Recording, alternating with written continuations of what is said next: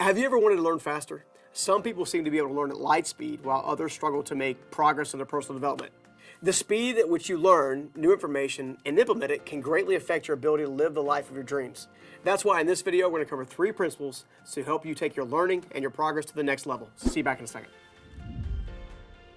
One of the most important things that we should learn in school but don't is the importance of how we learn. Unfortunately, traditional school is typically taught in a single cookie-cutter kind of way, although we all learn in different ways. There are actually 3 main different ways in which we all learn, which we'll get to later in this video. But it does mean that 2/3 of us are likely taught in ways that were made it difficult for us to learn. This could be why there seems to be a whole lot more C students than A students. If you want to make sure you're learning what you need to know in the most efficient way possible, you can actually follow these 3 principles and avoid years of frustration and wasted time and finally learn in the methodology that helps you win. Principle 1, focus. Because everyone has their own unique situation, different people will need to focus on different areas of life that are causing them the most problems. For example, if one person has plenty of money, but their marriage is falling apart, they probably need to focus on improving their relationships and most likely their overall mental and emotional health.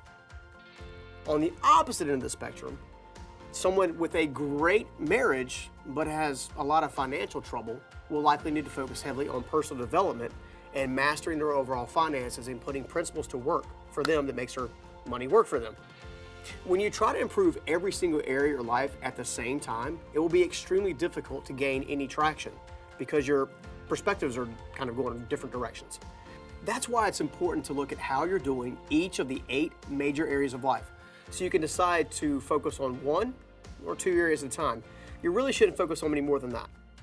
By choosing to focus, you'll make progress much faster and overwhelm yourself with much less frustration for sure.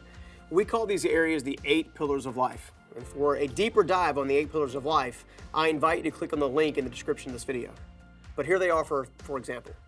1, your financial pillar, which is your finances and financial life. 2, your physical health, physical pillar, your body. 3, your emotional health, which is we refer to as the emotional pillar. Your spiritual health, right? Your spiritual pillar, the way in which you have resilience and faith in the world. Next up, your relationships, how you actually engage with others around you, either at home, love, or workplace. Next up, your career, your professional pillar. What do you personally pursue as an occupation? Then personal growth. How are you actively making an impact trying to grow yourself to become the best version of yourself? And finally, your life impact. We call this the contribution pillar. How are you going to leave a mark on this world that outlives you?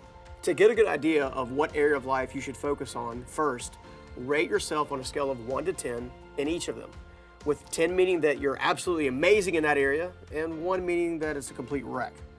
Then look at your results and decide what you see. Which areas have the lowest score?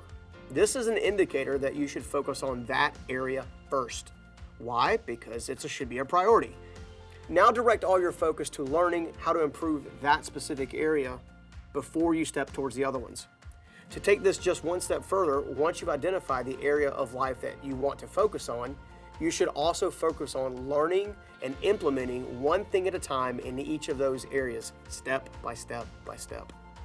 If you're focusing on your finance, you don't try to master your finances overnight. You try to put the principles and the activities in place to win.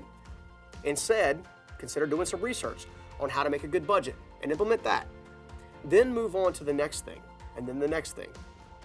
On the other hand, if you're focused on improving your relationships, maybe start with studying communication styles or a book on love and relationships, just to get the techniques down that you can put into practice right today. If you implement focus into your learning routine, you'll find that you make a whole lot more progress much, much faster. All right, principle 2, know your learning modality. I know that's a crazy word, but here's what it means. It means that you actually have a learning style. The truth is we all learn best in 1 of 3 main ways. These 3 ways of learning are commonly known as learning modalities. A modality is nothing more than a particular way in which something exists or is experienced. It is a learning style, and how you learn is the best way for you to move forward with the education you're getting. Some people learn best by using their eyes, aka visual learner. Others learn by using their ears, auditory learner. And others learn by doing or using their hands to do things. That's what they call a kinesthetic learner. Knowing which modality works best for you will give you the insight into the type of learning you'll need to pursue to get the most benefit. It can also help you uncover your hidden gifts, if you will. For example, if you're a painter or carpenter or some other kind of craftsman, you'll likely learn best by putting your hands on something to figure it out. That's what they referred to earlier as the kinesthetic learner. On the other hand, if you learn best by watching others do something or being taught something through either like a seminar, a video, a graphic, then you're likely what we refer to as the visual learner. Remember, eyes, ears, hands.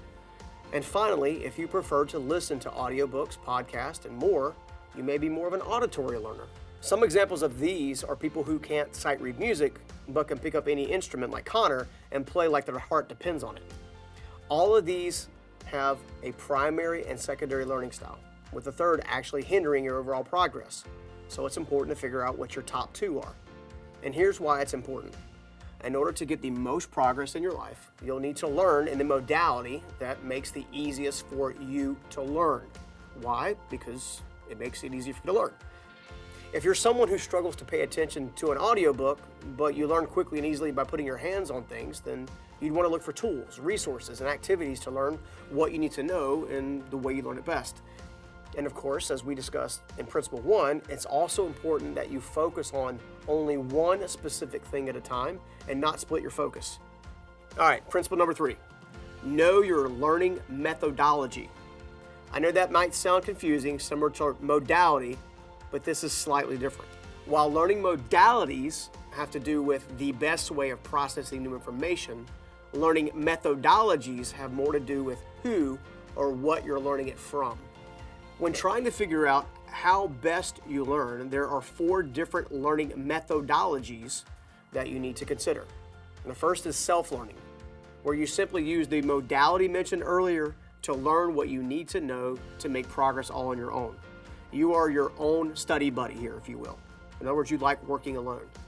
The second is a coached learning style, where you learn best by learning on your own, but with a routine of guidance and occasional check-ins with a coach or teacher. In other words, do you like having someone check your work and help ensure that that there are limited mistakes and blind spots? The third methodology is the tutor learning style, where you need a little bit more of one-on-one education with someone present at all times to help you grasp the completeness of the concept and watch over you as you make your measured actions. And the final methodology, if you will, is the apprentice learner or the apprentice style of learning, where you learn better by working with a master in a given field, watching their every move and decision while being allowed to physically take the same steps that the master does with immediate correction from the master for every mark that's missed. Even now, you may have one that you kind of gravitate towards naturally. That's why when I built the Transform You framework, I intentionally set it up to work with any student, any modality, and with every methodology. The greatest mistake our schools and colleges make is trying to force fit every single person into a very rigid and very specific path. It simply doesn't work as well. This is what holds so many people back in their lives. Follow these principles and you'll learn faster than you ever had before and finally start winning and winning big. Over the next 8 weeks, I'm going to give you 7 principles to live by for each one of the pillars of life. And if you live by these principles consistently, no matter where you are in your life today, you'll be able to level up in a big way. So make sure you don't miss any of those. And if you got value from this video, hit the like button and subscribe if you haven't already. It really helps us out and helps us get the word out. All right, see you soon. Take care. Bye. Hey, it's Connor with the Journey Principles. If you enjoyed that lesson on improving your learning ability, you should also check out our whiteboard lesson we did earlier this week on the mentorship matrix. If you've ever wanted to learn how to get a mentor, that's a must-watch. Also, we've put together an entire Life Mastery 101 playlist here on YouTube, so feel free to check that out as well.